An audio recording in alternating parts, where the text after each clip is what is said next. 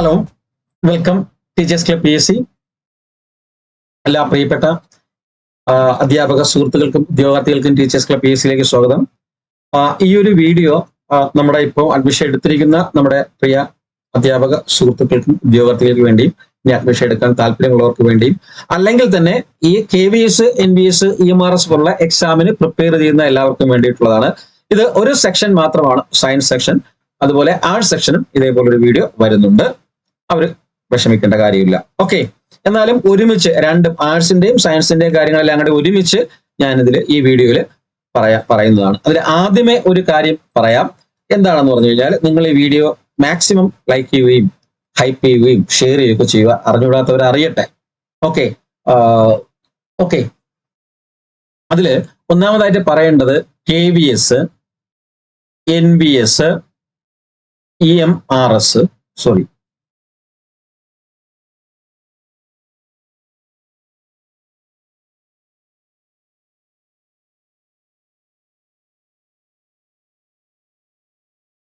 EMRS, അതുപോലെ തന്നെ AEES, പിന്നെ DSSS എന്ന് പറയുന്നത് സെപ്പറേറ്റ് വിളിക്കുന്നതാണ്. ഓക്കെ, അപ്പം ഇത്രയും KVS കേന്ദ്രീയ വിദ്യാലയ Sangathan, NVS Navodaya Vidyalaya Samiti, EMRS Eklavya model residential school. ഞാൻ ഇത് മൂന്നും മാത്രം ആദ്യം ജസ്റ്റ് ഒന്ന് പറയാം. ഈ മൂന്ന് സെൻട്രൽ ഗവൺമെന്റ് ഏജൻസിയെ കുറിച്ച് പറയുമ്പോൾ ഒറ്റ കാര്യം ആദ്യമേ പറയാം. എനിക്ക് ഹിന്ദി അറിഞ്ഞൂടാ, ഇംഗ്ലീഷ് അറിഞ്ഞൂടാ എന്നുള്ളൊരു ചിന്തയെ പാടില്ല. നിങ്ങൾ ചെയ്യുക, നിങ്ങളത് ആദ്യം അപ്ലൈ ചെയ്യൂ, നന്നായിട്ട് പഠിക്കൂ. ഫസ്റ്റ് CBTക്ക് നല്ല മാർക്ക് സ്കോർ ചെയ്യൂ, ഫുൾ മാർക്ക് സ്കോർ ചെയ്യൂ. അത് കഴിഞ്ഞു കഴിഞ്ഞാൽ ഇന്റർവ്യൂ ഒന്നുമല്ല. എല്ലാവരും പറയുന്ന തൊടു ന്യായങ്ങൾ കേട്ടുകൊണ്ടിരിക്കാതെ ഒരു ജോലി, ടീച്ചിങ് എന്ന് പറയുന്ന ഏകദേശം 1.5 ലക്ഷം രൂപയ്ക്ക് പുറത്തുള്ള ഒരു ജോലിയാണ്, ടീച്ചിങ് ജോബാണ് നിങ്ങൾക്ക് ആവശ്യമെങ്കിൽ ഈ വർഷം 2026 ഏപ്രിലോടുകൂടി ഒരു ടീച്ചിങ് ജോബാണ് നിങ്ങൾ ആഗ്രഹിക്കുന്നുണ്ടെങ്കിൽ ഇതിനുവേണ്ടി പഠിക്കൂ. ഇത് നിങ്ങളെ HSA പഠിക്കുന്നത് പോലെയോ HSSD പഠിക്കുന്ന പോലെ വിശാലമായ സിലബസ് ഒന്നുമല്ല. ജസ്റ്റ് +2, +1 സിലബസ് മാത്രമേ പഠിക്കാനുള്ളൂ. ഓക്കെ, വേറൊന്നുമില്ല ഇതിൽ പഠിക്കാനായിട്ട്. നിങ്ങൾ ആ സിലബസ് ഒക്കെ നോക്കിക്കഴിഞ്ഞാൽ മനസ്സിലാവും. പിന്നെ വേറൊരു കാര്യം, ഇതിൽ 3 കാറ്റഗറിയാണ് വരുന്നത്. ഒന്ന് PRT എന്ന് പറയുന്നത് പ്രൈമറി ടീച്ചർ, രണ്ടാമത്തത് TGT എന്ന് പറയുന്ന UP ടീച്ചർ, മൂന്നാമത്തത് പോസ്റ്റ് ഗ്രാജുവേറ്റ് ടീച്ചർ PGT എന്ന് പറയുന്ന പോസ്റ്റ് ഗ്രാജുവേറ്റ് ടീച്ചർ. PRTയുടെ ഏജ് 30 വയസ്സ്, TGTയുടെ 35, PGTയുടെ 40. ഇതാണ് ജനറൽ ഏജ് എന്ന് പറയുന്നത്. എല്ലാവർക്കും അപ്ലൈ ചെയ്യാൻ പറ്റുന്ന ജനറൽ ഏജ്. ഓക്കെ, ഇതില് OBCക്ക് ആണെങ്കിൽ 3 വർഷം കിട്ടും. SC STക്ക് ആണെങ്കിൽ 5 വർഷം റിലാക്സേഷൻ. ഇത് സെയിം തന്നെ, 3 വർഷം. SC STക്ക് 5 വർഷം. ഇവിടെയും OBC 3 വർഷം, SC STക്ക് 5 വർഷം. അതായത് അപ്പൊ 33, 35, 38, 41, 43, 45 അങ്ങനെ ആയിരിക്കും ഏജ് എന്ന് പറയുന്നത്. അപ്പൊ റിസർവേഷൻ കിട്ടി വരുമ്പോഴത്തേക്ക് ആലോചിച്ചുകൊള്ളുക. PG ഉള്ളവരൊന്ന് ശ്രദ്ധിക്കുക. ഓക്കെ, അപ്പൊ ഇവിടുത്തെ മാക്സിമം OBCയുടെ ഏജ് എന്ന് പറയുന്നത് 33 വയസ്സ് വരെ അപ്ലൈ ചെയ്യാം. SC ST ആണെങ്കിൽ 35 വയസ്സ് വരെ അപ്ലൈ ചെയ്യാം. ഇവിടെയാണെങ്കിൽ 38 വയസ്സ് വരെ OBCക്ക് അപ്ലൈ ചെയ്യാം. SC STക്ക് ആണെങ്കിൽ 40 വയസ്സ് വരെ അപ്ലൈ ചെയ്യാം. ഇനി PGT ആണെങ്കിലോ 43 വയസ്സ് വരെ OBCക്കും, 43, 5, 48 വയസ്സ് വരെ കേട്ടോ. അപ്പം PG ഉള്ളവര്, B.Ed ഉള്ളവര്, ഇനി ആ ക്വാളിഫിക്കേഷൻ പറഞ്ഞിട്ട് ഞാൻ പറയാം. ഇതിന്റെ ബേസിക് ക്വാളിഫിക്കേഷൻ PRT എഴുതുന്നതിന് വേണ്ടി, PRT എന്ന് പറയുന്ന പോസ്റ്റിലേക്ക് അപ്ലൈ ചെയ്യുന്നതിന് വേണ്ടി നിങ്ങളുടെ ക്വാളിഫിക്കേഷൻ CTET 1 വേണം. ഓക്കെ, DLEDും CTET 1 വേണം. TGT എഴുതുന്നതിന് CTET 2 വേണം. CTET 2 ഉണ്ടായിരിക്കണം. B.Ed വേണം. അടുത്ത ലാസ്റ്റ് PGT എഴുതുന്നതിന് നിങ്ങൾക്ക് ജസ്റ്റ് PG + B.Ed മാത്രം മതി കേട്ടോ. വേറെ ഒന്നും വേണ്ട. KTET വേണ്ട, CTET വേണ്ട, ടെറ്റ്, നെറ്റ്, സെറ്റ് ഒന്നും വേണ്ട. PG + B.Ed മതി. അപ്പൊ നിങ്ങളൊന്ന് ആലോചിച്ച് നോക്കിയേ. PG ഉള്ളവര്, ഞാൻ 43 വയസ്സായിപ്പോയി, എനിക്കിനി ടീച്ചർ പോസ്റ്റ് ഒന്നും എഴുതാൻ കഴിയത്തില്ലേ എന്ന് മുറവിളി കൂട്ടുന്ന നിങ്ങൾ ഒന്ന് ചിന്തിച്ചു നോക്കിയേ. നിങ്ങൾക്ക് 48 വയസ്സ് വരെ എഴുതിക്കൂടെ? SC ആണെങ്കിൽ 43 വയസ്സ് വരെ OBCക്ക് എഴുതിക്കൂടെ? അത് മാത്രമല്ല, നമുക്കറിയാം ടീച്ചിങ് പൊസിഷനിലേക്ക് നമ്മൾ വിളിക്കുമ്പോൾ അല്ലെങ്കിൽ നോക്കുമ്പോൾ ആപ്ലിക്കൻസിന്റെ എണ്ണം നോക്കുമ്പോൾ ഒരു 95% സ്ത്രീകളാണ്, ഗേൾസ് ആണ്, വുമൻ ആണ്. അതുകൊണ്ട് തന്നെ സെൻട്രൽ ഗവൺമെന്റ് പോസ്റ്റുകളിലേക്ക് വുമന്റെ റിലാക്സേഷൻ എന്ന് പറയുന്നത് ഭീകരമായ റിലാക്സേഷൻ ആണ്. എന്ന് പറഞ്ഞു കഴിഞ്ഞാൽ ഈ പറയുന്ന KVS, NVS, EMRS ഇതില് വുമണിന് 10 ഇയർ റിലാക്സേഷൻ കിട്ടും. 10 വർഷത്തെ റിലാക്സേഷൻ ആണ് കിട്ടുന്നത് കേട്ടോ. 10 ഇയർ, 10 വർഷം, 10 വർഷത്തെ റിലാക്സേഷൻ കിട്ടും. അപ്പോൾ ഞാനിവിടെ പറഞ്ഞ 30 എന്ന് പറയുന്നത് 40 വയസ്സിലേക്ക് മാറും. 30 എന്ന് പറയുന്നത് 40 ലേഡീസ് ആകുമ്പോൾ ഇവിടെ 35 എന്ന് പറയുന്നത്, ഇവിടത്തെ 35 എന്ന് പറയുന്നത് 45 വയസ്സിലേക്ക് മാറും. ഇവിടത്തെ 40 എന്ന് പറയുന്നത് എത്ര വയസ്സിലേക്ക് മാറും? 50 വയസ്സിലേക്ക് മാറും. റിസർവേഷൻ അല്ലാതെ ജനറൽ ഗേൾസിന്, ജനറൽ വിമന്. അപ്പൊ നിങ്ങളെ പരിതപിച്ചുകൊണ്ടിരുന്നിട്ട് കാര്യമുണ്ടോ? നിങ്ങൾ പഠിക്കുകയാണെങ്കിൽ ടീച്ചിങ് ഉണ്ട്, നോൺ ടീച്ചിങ് ഉണ്ട്, വൈസ് പ്രിൻസിപ്പാൾ ഉണ്ട്, പ്രിൻസിപ്പാൾ ഉണ്ട്. എന്തുകൊണ്ട് നിങ്ങൾക്ക് ഇത് അപ്ലൈ ചെയ്തുകൂടാ? എല്ലാവരും ഹിന്ദി അറിഞ്ഞൂടെ, ഇംഗ്ലീഷ് അറിഞ്ഞൂടെ എന്ന് മുറവിളി വിട്ടുകൊണ്ടിരുന്നിട്ട് കാര്യമില്ല. നിങ്ങൾ ഇതിലേക്ക് ഇറങ്ങുക. അതുപോലെ തന്നെ നമ്മൾ പറയുന്ന പലതരം PSCകൾ, പല സംസ്ഥാനങ്ങളുടെ PSCയിലുണ്ട്. സെറ്റും നെറ്റും കേറ്ററ്റും സീറ്ററ്റും ഒന്നും വേണ്ടാത്തത്. അപ്പൊ ഇങ്ങനെ 10 ഇയർ റിലാക്സേഷൻ ഉണ്ട് കേട്ടോ. PGTക്ക് സീറ്ററ്റോ കേറ്ററ്റോ ഒന്നും വേണ്ട. ഈ കാര്യങ്ങളൊക്കെ ഒന്ന് മനസ്സിലാക്കിയിരിക്കുക. ജസ്റ്റ് അതിനു വേണ്ടിയാണ് ആദ്യം ഒന്നുകൂടി പറഞ്ഞത്. ഇത്തരത്തിലുള്ള ഒത്തിരി വീഡിയോസ് നമ്മുടെ ചാനലിൽ അവൈലബിൾ ആണ്. നിങ്ങൾ ഓരോ പ്ലേലിസ്റ്റ് ആയിട്ട് KVSന്റെയും NVSന്റെയും EMRSന്റെയും AESന്റെ ഒക്കെ പ്ലേലിസ്റ്റ് ഒന്ന് നോക്കുക. ഇനി എന്തുകൊണ്ടാണ് ഇവിടെ ഞാൻ AES എന്നുള്ള കാര്യം പറയാതിരുന്നത്? AESന്റെ നോംസ് ഇതല്ല, നോർമൽ ആയിട്ടുള്ള നോംസ് ആണ്. 30, 35, 40 ഉള്ളൂ AESന് കേട്ടോ. അത് അറ്റോമിക് എനർജി എഡ്യൂക്കേഷൻ സൊസൈറ്റിയാണ്. സെൻട്രൽ ഗവൺമെന്റ് ആണെങ്കിലും KVSന്റെയോ NVSന്റെയോ EMRSന്റെ നോംസ് അല്ല AESും അതുപോലെ തന്നെ D++B കേട്ടോ. ഓക്കെ, അതിനെക്കുറിച്ച് ഞാൻ വീഡിയോ ചെയ്തിട്ടുണ്ട്. ഇനി നമ്മുടെ പഠിക്കുന്നത്, നമ്മുടെ കോഴ്സ് മെയിൻ ആയിട്ട് സ്റ്റാർട്ട് ചെയ്തിട്ടില്ല. റെഗുലർ ക്ലാസ് ഒന്നും സ്റ്റാർട്ട് ചെയ്തിട്ടില്ല. സ്റ്റാർട്ട് ചെയ്യാൻ പോകുന്നതേ ഉള്ളൂ. ഓക്കെ, ജോയിൻ ചെയ്തവരും എന്നെ ചെയ്യാൻ ആഗ്രഹിക്കുന്നവരൊക്കെ അറിഞ്ഞിരിക്കുക. റെഗുലർ ക്ലാസ് സ്റ്റാർട്ട് ചെയ്യാൻ പോകുന്നതല്ല. അപ്പൊ നമ്മുടെ ചാനലുകളിലൊക്കെ, ടെലഗ്രാം ചാനലുകളിലും നമ്മുടെ ആപ്പ് ചാനലുകളിലെല്ലാം നമ്മളെ എല്ലാ സെക്ഷന്റെയും നോട്ട്സുകളുടെ അപ്ഡേഷൻസ് ഇപ്പൊ നടന്നുകൊണ്ടിരിക്കുകയാണ്. അപ്പം നോട്ട്സ്, രണ്ടാമത് മോക്ക് ടെക്സ്റ്റുകളുടെ അപ്ഡേഷൻ, മോക്ക് ടെക്സ്റ്റ് വരും. അതിനുശേഷം ഈ പ്രീവിയസ് ഇയർ PYQന്റെ അപ്ഡേഷൻ വരും. അത് കഴിഞ്ഞിട്ട് മാത്രമേ ക്ലാസ്സുകൾ റെഗുലർ ആയിട്ട് സ്റ്റാർട്ട് ചെയ്യത്തുള്ളൂ. ഓക്കെ, അപ്പൊ അതിൽ എങ്ങനെയാണ് നമ്മുടെ ആർട്സും സയൻസും ഒക്കെ എങ്ങനെയാണ് നമ്മളത് നോക്കുന്നത്, ഏത് രീതിയിലാണ് പഠിക്കേണ്ടത് എന്നുള്ളൊരു സ്ട്രാറ്റജിയാണ് ഞാൻ ഇവിടെ പറയുന്നത്. നമ്മുടെ PSC പഠിക്കുന്നത് പോലെ, Kerala PSCയുടെ LP, UP, HSA, SSSTO പഠിക്കുന്നത് പോലെ പഠിച്ചെന്നും പറഞ്ഞിട്ട് ഇതൊന്നും ആകത്തില്ല. അല്ലെങ്കിൽ തന്നെ അത്രയും പഠിക്കേണ്ടതുമില്ല. അതിന്റെ ഒരു 1/3 ഇവിടെ പഠിച്ചാൽ മതി. സുഖമായിട്ട് നമുക്ക് ഈ ജോലി കിട്ടി പോകാൻ പറ്റും. ഓക്കെ, അപ്പൊ നമ്മൾ മെയിൻ ആയിട്ട് ഫോക്കസ് ചെയ്യുന്നത് PYQ ആണ്. നമ്മുടെ പ്രാക്ടീസ് സെക്ഷൻ എന്ന് വെച്ച് കഴിഞ്ഞാൽ PYQ ആണ് മെയിൻ ആയിട്ട്. PYQ, അതുപോലെ തന്നെ അതർ പ്രാക്ടീസ് ടെസ്റ്റുകൾ അതാണ് മെയിൻ ആയിട്ട് ഫോക്കസ് ചെയ്യുന്നത്, കൂടെ അതിന്റെ ക്ലാസ്സുകൾ. അപ്പൊ ഇവിടെ നമ്മൾ ഇപ്പൊ സയൻസിൽ എന്താണോ ഞാൻ ഈ പറയുന്നത്, ഇതേപോലെ തന്നെ ആർട്സിന്റെ കാര്യവും പ്രത്യേകിച്ച് പറയേണ്ടതില്ല. അതിന് സെപ്പറേറ്റ് വീഡിയോ ചെയ്തു തരുന്നതായിരിക്കും. ഓക്കെ, അപ്പൊ നമ്മുടെ സെക്ഷനുകൾ എന്ന് പറഞ്ഞു കഴിഞ്ഞാൽ live classes, record classes, PYQs, practice ടെസ്റ്റുകൾ, പ്രീവിയസ് ഇയർ മീൻസ് മോക്ക് ടെസ്റ്റുകൾ എല്ലാം അവൈലബിൾ ആണ്. അത് കൂടാതെ തന്നെ നമ്മള് നിങ്ങൾക്ക് NCERTയുടെ, നമ്മുടെ NCERT പഠിക്കാനുള്ളത്. ഓക്കെ, +1, +2 വരെയുള്ള NCERT 5 മുതൽ, അത് ഓരോന്നിനും PRTക്ക് 3 മുതൽ 5 വരെയുള്ളത്, TGTക്ക് 5, 6, 7, 8, PGTക്ക് ആകുമ്പോഴത്തേക്ക് 11, 12 മാത്രം. ഇത്രേ പഠിക്കാനുള്ളൂ, നമുക്ക് വേറൊന്നും പഠിക്കാനില്ല അവിടെ. പിന്നെ അതിന്റെ കൂടെ കുറച്ച് സൈക്കോളജി, കുറച്ച് ജനറൽ ഏരിയ, ജനറൽ അവയർനെസ്സും കറണ്ട് അഫയേഴ്സും, അതുപോലെ തന്നെ ജനറൽ സയൻസും, ജനറൽ ഇംഗ്ലീഷും, ജനറൽ ഹിന്ദി ആൻഡ് IT, കമ്പ്യൂട്ടറുമാണ് പഠിക്കാനുള്ളത്. പിന്നെ മാത്സ്, മെന്റൽ അബിലിറ്റി, റീസണിംഗ് എന്ന് പറഞ്ഞ ചെറിയൊരു ഏരിയ. ഇത്രയേ ഉള്ളൂ, വേറൊന്നുമില്ല. ഇതിന്റെ എല്ലാത്തിലും ഞാൻ ഈ പറഞ്ഞ KVS, NVS, EMRS എല്ലാം അങ്ങനെ തന്നെയാണ്. ഓക്കെ, അപ്പൊ അതിൽ നമ്മളുടെ ഒരു ലക്ഷ്യം എന്ന് പറയുന്നത് ആദ്യപടിയായിട്ട് നമ്മൾ ഇത്രയും ക്വസ്റ്റ്യൻസ് നിങ്ങൾക്ക് പ്രൊവൈഡ് ചെയ്യുകയാണ്. ഇതിന്റെ ക്വസ്റ്റ്യൻ എന്ന് പറയുമ്പോഴത്തേക്ക് സോൾവ്ഡ് ക്വസ്റ്റ്യൻ ഞാൻ പറഞ്ഞുകൊണ്ട് വന്ന NCERT നോട്ട്സ് നിങ്ങൾക്ക് പ്രൊവൈഡ് ചെയ്യുന്നുണ്ട്.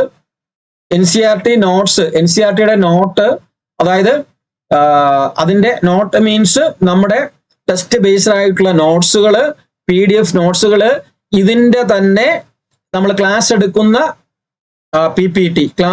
PPTകള്, അതുപോലെ തന്നെ നിങ്ങൾക്ക് പഠിക്കാനുള്ള മൈൻഡ് മാപ്പ്, ഓരോ ചാപ്റ്ററിന്റെയും മൈൻഡ് മാപ്പ് സഹിതം നിങ്ങൾക്ക് നൽകുന്നുണ്ട്. ഇതേ സെയിം പാറ്റേൺ തന്നെയാണ് CTET കൊടുക്കുന്നത്. LP UPക്ക് നമ്മൾ അങ്ങനെ ചെയ്യേണ്ട കാര്യമില്ല, അല്ലെങ്കിൽ നമ്മുടെ ഫിഷറീസ് അസിസ്റ്റന്റ് അങ്ങനെ ചെയ്യേണ്ട കാര്യമില്ല കേരള PSCയുടെ. പക്ഷെ ഇവിടെ നമ്മൾ ഈ ഒരു ലെവലിലാണ് കോഴ്സ് കണ്ടക്ട് ചെയ്തിരിക്കുന്നത്. അതിൽ നിങ്ങളോട് ചെയ്യാൻ പോകുന്നത് ആദ്യമായിട്ട്, അത് ആർട്സ് ആയിക്കോട്ടെ സയൻസ് ആയിക്കോട്ടെ, ഇവിടെ ഞാൻ സയൻസിന്റെ കാര്യമാണ് പറയുന്നത്. അതിൽ നിങ്ങൾക്ക് ആ PYQ എന്നുള്ള സെഷനിൽ ഇത്രയുമാണ് നിങ്ങൾ ആദ്യം പരിചയപ്പെടുന്നത്, അല്ല ഇത്രയുമാണ് തരാൻ പോകുന്നത് നിങ്ങൾക്ക്. ഓക്കെ, അതായത് നമ്മൾ KVSന് പഠിക്കുമ്പോൾ, NVSന് പഠിക്കുമ്പോൾ, EMRSന് പഠിക്കുമ്പോൾ സംഗതികളെല്ലാം സെയിം ആണ്, വലിയ വ്യത്യാസമൊന്നുമില്ല. അവിടെ വരുന്ന വ്യത്യാസം മാർക്ക് ഡിസ്ട്രിബ്യൂഷനുള്ള വ്യത്യാസം വരും. ഒരിടത്ത് 10 മാർക്ക് എന്നുള്ളത് ചിലപ്പോൾ അപ്പുറത്ത് 15 മാർക്കാണ് ചോദിക്കുന്നത്.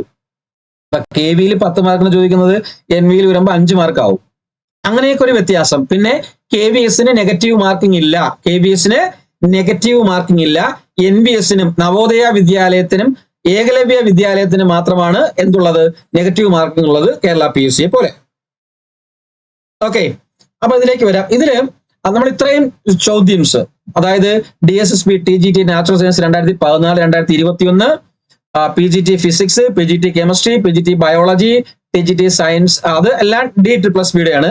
ഇനി KVSന്റെ വരുമ്പോഴത്തേക്ക് 2014-2023 2 പേപ്പർ, മൊത്തം 180 ക്വസ്റ്റ്യൻസ്, ഇങ്ങനെ വന്ന് മൊത്തം. പിന്നെ KVS NVSന്റെ ക്വസ്റ്റ്യൻ വർക്കൗട്ട് ചെയ്യും, AESന്റെ ക്വസ്റ്റ്യൻ വർക്കൗട്ട് ചെയ്യും, AWES army welfare education society ഉണ്ടല്ലോ, അതിന്റെ ക്വസ്റ്റ്യൻസ്.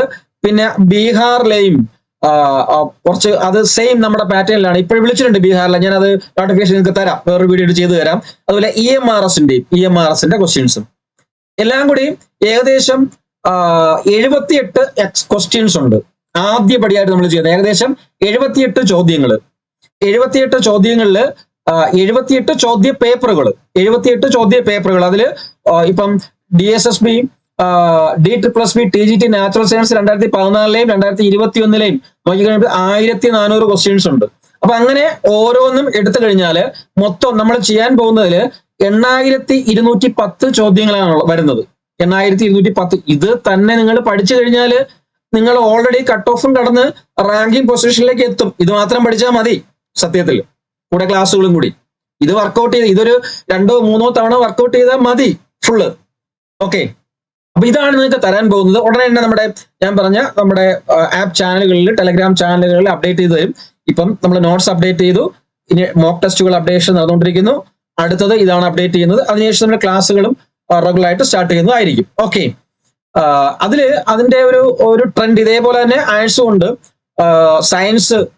സയൻസിന്റെ ട്രെൻഡ് നമ്മൾ നോക്കുമ്പോഴത്തേക്ക് നിങ്ങൾക്ക് ഈ ഒരു PDF നമ്മുടെ ഗ്രൂപ്പിൽ ഇട്ട് തരാം ഞാൻ, കേട്ടോ. നിങ്ങൾ നോക്കിക്കഴിഞ്ഞാൽ മനസ്സിലാവും.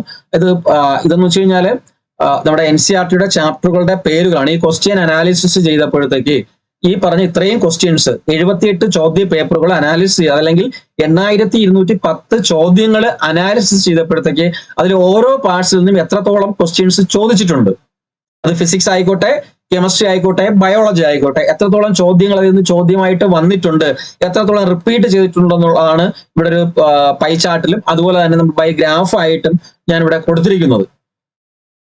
മനസ്സിലായില്ലേ? ആ പൈ ചാർട്ട് വിശാലമായിട്ട് നോക്കിക്കഴിഞ്ഞാൽ മനസ്സിലാവും. സമയം അധികം കളയുന്നില്ല.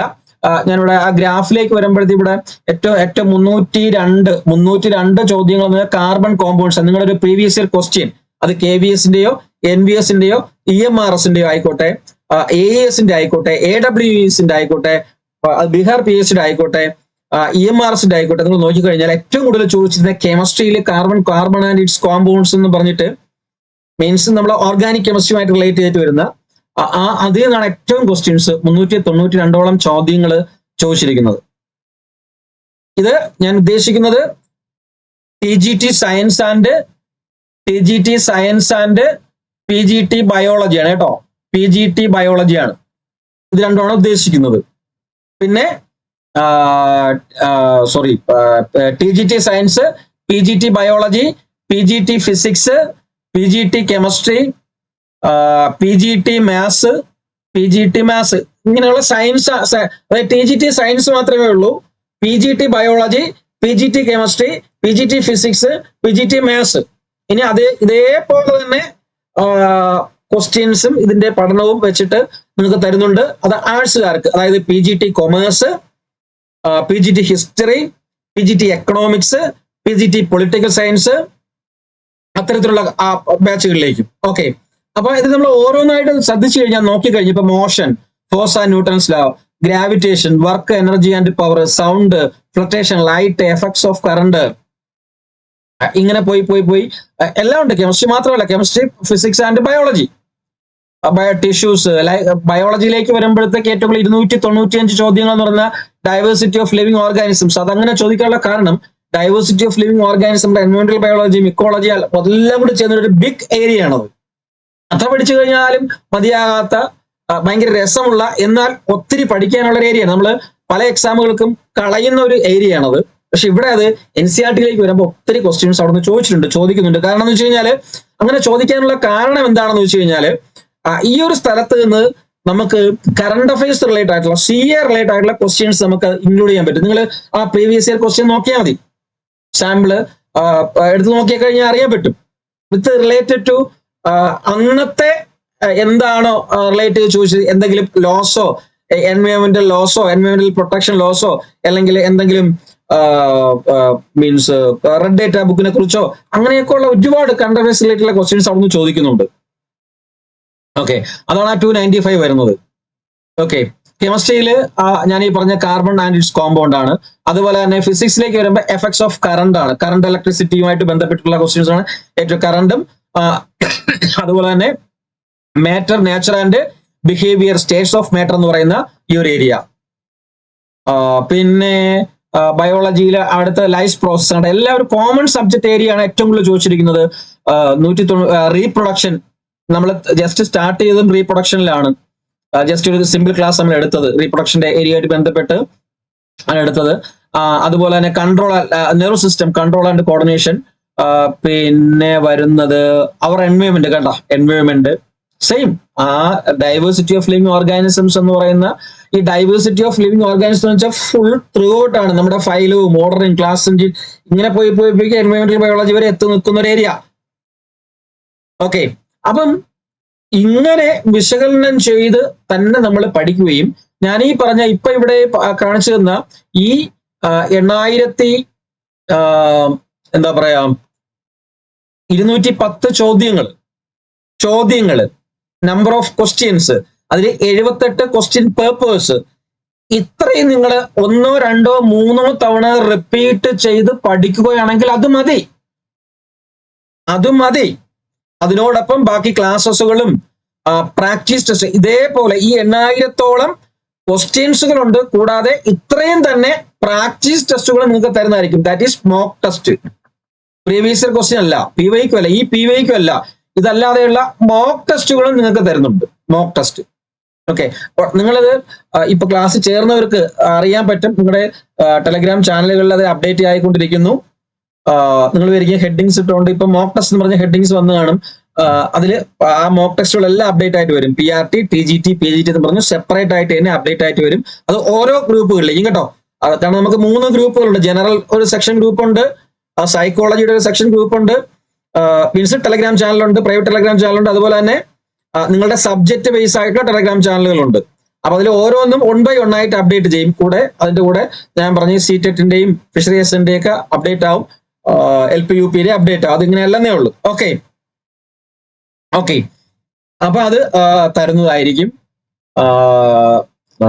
ഓക്കെ, അപ്പൊ ഇത്രയുമാണ് ഈ കാര്യത്തെ കുറിച്ച് പറയാനുള്ളത്. അപ്പൊ ഇങ്ങനെ നമ്മൾ വർക്ക്ഔട്ട് ചെയ്യുകയാണെങ്കിൽ ഇതിന്റെ കൂടെ ബാക്കിയുള്ള സബ്ജക്ട് വൈസ് ആയിട്ട് +1, +2 ലെവലും, PGT-ക്കാര് +1, +2 ലെവല്, TGT-ക്കാര് എന്താണ് 6, 7, 8, PRT-ക്കാര് 3, 4, 5, 6, 7 ഇങ്ങനെ പഠിച്ചു കഴിഞ്ഞാൽ, NCERT പഠിച്ചു കഴിഞ്ഞാൽ ഇത് നിങ്ങൾക്ക് പക്ക അതിന്റെ നോട്ട്സ് നിങ്ങൾക്ക് തരുന്നതായിരിക്കും, അതിന്റെ PPT തരുന്നതായിരിക്കും, അതിന്റെ മൈൻഡ് മാപ്പും തരുന്നതായിരിക്കും. ഇതിരുന്ന് കുത്തിയിരുന്ന് പഠിച്ച് ബാക്കിയുള്ള ജനറൽ സെക്ഷൻസ് നന്നായിട്ട്, ഇതിനേക്കാളും ജനറൽ സെക്ഷൻസ് ഈ മാത്സും മെന്റബിലിറ്റിയും ബേസ് അതൊക്കെ നമ്മുടെ ലാസ്റ്റ് ഗ്രേഡ് ലെവൽ ടൈപ്പാണ് ക്വസ്റ്റ്യൻസ് എന്നൊക്കെ പറയുന്നത്. ഒന്നുമില്ല, IT-യും ജനറൽ ഇംഗ്ലീഷും ജനറൽ ഹിന്ദിയും, പിന്നെ ഏറ്റവും ഇമ്പോർട്ടന്റ് ആയിട്ടുള്ള 40 മാർക്കിന് ചോദിക്കും നമ്മുടെ psychology area, psychology, pedagogy, philosophy എല്ലാം കൂടെ ചേർത്തിട്ടുള്ള പക്കയായിട്ട് നമുക്ക് CBTക്ക് നല്ല ഫുൾ മാർക്ക് സ്കോർ ചെയ്യാൻ പറ്റുന്നുള്ളതിന് യാതൊരു സംശയമില്ല.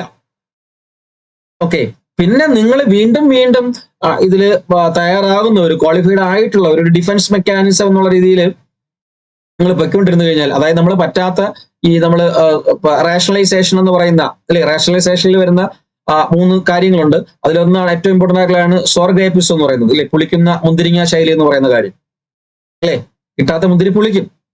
അത് തന്നെയാണ് നമ്മൾ ആദ്യം ട്രൈ ചെയ്യൂ, try and will get it എന്നാണ്. ട്രൈ ഒന്നും ആയിട്ടില്ല, ട്രൈ ചെയ്യൂ, ഉറപ്പായിട്ടും കിട്ടിയിരിക്കും. ഈ വർഷം തന്നെ നിങ്ങൾക്ക് ഒരു ടീച്ചറായിട്ട് മാറാൻ പറ്റും എന്നുള്ളതിന് യാതൊരു സംശയമില്ല. പക്ഷെ നമ്മൾ അത്രയും വർക്കൗട്ട് ചെയ്യണം. Hard work and smart work നമ്മൾ ചെയ്തേ പറ്റും. ചെയ്തു കഴിഞ്ഞാൽ സുഖസുഭിക്ഷമായിട്ട്, കാരണം ഇതിൽ ഓരോ പോസ്റ്റുകളിലേക്കും PRT ആയിക്കോട്ടെ, TGT ആയിക്കോട്ടെ, PGT ആയിക്കോട്ടെ, ഓരോന്നിലേക്കും 2000 to 4000, ഞാൻ മുമ്പ് പല വീഡിയോകളിലും നിങ്ങൾക്ക് ഡീറ്റെയിൽ ആയിട്ട് ചെയ്തു തന്നിട്ടുണ്ട്. 2000 to 4000 വേക്കൻസീസ് വരുന്നുണ്ട് ഈ 3നും കൂടെ ചേർത്തിട്ട്. ഓരോന്നിനും ഏകദേശം ടോട്ടൽ 13,000 to 30,000 to 50,000 വേക്കൻസീസ് നിലവിൽ ഒഴിവുണ്ട്. ഓക്കെ, അപ്പൊ എന്തായാലും വിളിക്കും. നമ്മുടെ ഡ്യൂട്ടി വിളിക്കൂ എന്ന് പറഞ്ഞ് ചോദിച്ചുകൊണ്ടിരിക്കുന്നതല്ല. പഠിക്കൂ, പ്രിപ്പയർ ചെയ്യൂ, വരുമ്പോ പോയി എഴുതാമല്ലോ, സുഖമായിട്ട് എഴുതിയിട്ട് സുഖസുന്ദരമായിട്ട് ജോലിയും ആയിക്കോട്ട് വരാമല്ലോ, അത്രേ ഉള്ളൂ. ഓക്കെ, അപ്പൊ അത്രയും കാര്യങ്ങളേ ഉള്ളൂ. ഇത് പറയുന്നതിന് വേണ്ടിയിട്ടാണ് ഈ വീഡിയോ ഉപയോഗിച്ചിരിക്കുന്നത്. അപ്പൊ തീർച്ചയായിട്ടും നിങ്ങൾ അതിനു വേണ്ടി ട്രൈ ചെയ്യൂ. ജോയിൻ ചെയ്യാൻ താല്പര്യമുള്ളവർക്ക് നമ്മളോടൊപ്പം ജോയിൻ ചെയ്യാം, അല്ലാതെ എവിടെയാണോ ജോയിൻ ചെയ്യാൻ താല്പര്യമുള്ളവർക്ക് ജോയിൻ ചെയ്യാം. നിങ്ങൾ പഠിക്കൂ, എങ്ങനെയാണെങ്കിലും നിങ്ങൾ പഠിക്കൂ. ആ സ്ട്രാറ്റജിക്കലായിട്ട് നിങ്ങൾ പഠിച്ചത് എഴുതിയെടുക്കാൻ നോക്കൂ ഇത്തരത്തിലുള്ള എക്സാമുകൾ. ഓക്കെ, ഒരു PSC മാത്രം നമുക്കറിയാമല്ലോ എത്രത്തോളം വേക്കൻസീസ് ഓരോ PSC വിളിക്കുമ്പോഴും ടീച്ചിങ് പോസ്റ്റ് ഉണ്ടെന്നുള്ള കാര്യം നമുക്ക് പക്ക അറിയാവുന്നതാണ്. നമ്മൾ അറിഞ്ഞുകൊണ്ട് തന്നെ തലവെക്കുന്നതാണ് അല്ലേ. 500 പോസ്റ്റുള്ള സ്ഥലത്തേക്ക് 50,000 പേര് അപ്ലൈ ചെയ്ത് കഴിഞ്ഞാൽ അത് 500 പേരെ പോലും എടുക്കുന്നില്ല എന്നുള്ള അവസ്ഥയിലേക്ക് വരുമ്പോൾ നമുക്കത് കിട്ടും ഇല്ല. 500 പേർക്കേ കൊടുക്കാൻ പറ്റുള്ളൂ. 50,000 പേര്, ബാക്കി 49,500 പേരും പുറത്തു പോകുമെന്ന് നമുക്ക് അറിയാമല്ലോ, സുഖമായിട്ട് അറിയാം. അപ്പൊ അത്രയും ജോലി തരാനായിട്ട് അതർ സിസ്റ്റംസ്, അതർ ഏജൻസീസ് ഇവിടെ ഉണ്ട്. നമ്മളത് ശ്രമിക്കുക, കണ്ടെത്തുക, അതിനുവേണ്ടി പ്രിപ്പയർ ചെയ്യുക, അഹോരാത്രം പണിയെടുക്കുക. നിങ്ങളൊരു 3 മാസമോ 6 മാസമോ പണിയെടുത്തു കഴിഞ്ഞാൽ നിങ്ങൾക്ക് ഒരു 30 വർഷമോ 60 വർഷമോ നിങ്ങൾക്ക് സുഭിക്ഷമായിട്ട് അടിച്ചു പൊളിക്കാം. അത്രേ പറയാറുള്ളൂ ഇതിനെക്കുറിച്ച്. എന്തെങ്കിലും സംശയങ്ങൾ ഉണ്ടെങ്കിൽ തീർച്ചയായിട്ടും നിങ്ങൾ കമന്റ് സെക്ഷനിലോ അല്ലെങ്കിൽ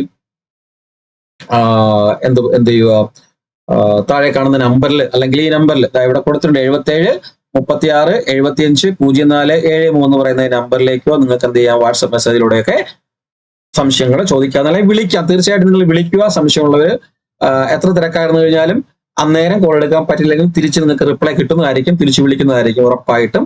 ഓക്കെ, ഒരാൾക്കെങ്കിലും ഒരാൾക്ക് അത് കിട്ടിയാൽ എത്ര മധുരമായിട്ടുള്ള കാര്യമാണ് എന്ന് വിചാരിക്കുന്നു. അപ്പൊ തീർച്ചയായിട്ടും നിങ്ങളിതിൽ എന്ത് ചെയ്യുക, ട്രൈ ചെയ്യുക. തീർച്ചയായിട്ടും നിങ്ങൾ ഈ ഒരു ഉദ്യമത്തിന് വേണ്ടി തയ്യാറാകണം എന്നാണ്. മറ്റുള്ളവരെ വാക്ക് കേൾക്കണ്ട, നിങ്ങളുടെ കഴിവ് നിങ്ങൾക്കറിയാം അല്ലേ. മറ്റുള്ളവർ പലതും പറയും അവിടെ, അതാണ് ഉത്തരേന്ത്യൻ ലോബിയാണ്, കൊക്കാണ്, കോണാണെന്നൊക്കെ ഒരുപാട് പറയും. ഒരുപാട് കാര്യങ്ങളുമായിട്ട്, അതായത് നിങ്ങളത് വലിയ ഒരു കാര്യമായിട്ട് എടുക്കൂ. നിങ്ങളുടെ ഒരു ഏറ്റവും വലിയ ജീവിതത്തിലെ ഏറ്റവും വലിയൊരു സ്വപ്നമായിട്ട് നിങ്ങൾ എടുക്കൂ. മനസ്സിലായല്ലേ? അപ്പൊ ഈ സ്വപ്നം എന്ന് പറയുന്നത് താഴെ തട്ടിലുള്ള, ഞാൻ ആരെയും കുറ്റപ്പെടുത്തുന്നതല്ല, ഇതുമായിട്ട് യാതൊരു ബന്ധവുമില്ലാത്ത, ഇതിനെപ്പറ്റി യാതൊരു ഐഡിയയും ഇല്ലാത്ത, എന്നാൽ ക്വാളിഫൈഡ് ആണ്, പക്ഷെ ഈ എക്സാം എങ്ങനെയാണെന്നും ഇതെങ്ങനെ പ്രിപ്പയർ ചെയ്യാമെന്നും ഇതിന്റെ വാലിഡിറ്റി എന്താണെന്നും ഇതെങ്ങനെ ക്രാക്ക് ചെയ്യാമെന്നും അങ്ങനെയൊക്കെയുള്ള യാതൊരു ഐഡിയ ഇല്ലാത്ത നിങ്ങളുടെ ഈ വലിയ സ്വപ്നം ഉണ്ടല്ലോ, നിങ്ങൾക്ക് കുറച്ചറിയാം, നിങ്ങൾ വലുതായിട്ട് സ്വപ്നം, ആ ഒരു സ്വപ്നം, ആ ചെറിയ ചിന്താഗതിയായിട്ട് നിൽക്കുന്ന ആൾക്കാരുമായിട്ട് എന്ത് ചെയ്യുക, പങ്കുവെക്കാതിരിക്കുക മാക്സിമം. കാരണം നിങ്ങളുടെ ആ ഒരു വലിയ സ്വപ്നം ഇല്ലാതാക്കാനായിട്ട് അവർ മാക്സിമം ശ്രമിക്കും. ഉറപ്പായിട്ട് ശ്രമിക്കും. ഞാൻ ഈ പറഞ്ഞ ഒരുപാട് മുട്ടാപ്പോക്ക് ന്യായങ്ങൾ അവരുടെ ഭാഗത്ത് നിന്ന് ഉണ്ടാകും. നിങ്ങളെ ഇത്തരത്തിലുള്ള ഈ ഒരു വലിയ സ്വപ്നമാണ് ആഗ്രഹിക്കുന്നതെങ്കിൽ എന്ത് ചെയ്യുക?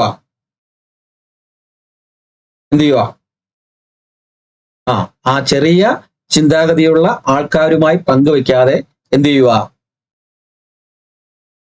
വലിയ അതായത് ഇത് എഴുതിയിട്ടുള്ള, ഇത് പ്രിപ്പയർ ചെയ്യുന്ന, ഇതിനെപ്പറ്റി അറിയാവുന്ന ആളുകളുമായിട്ട് അത് പങ്കിടും.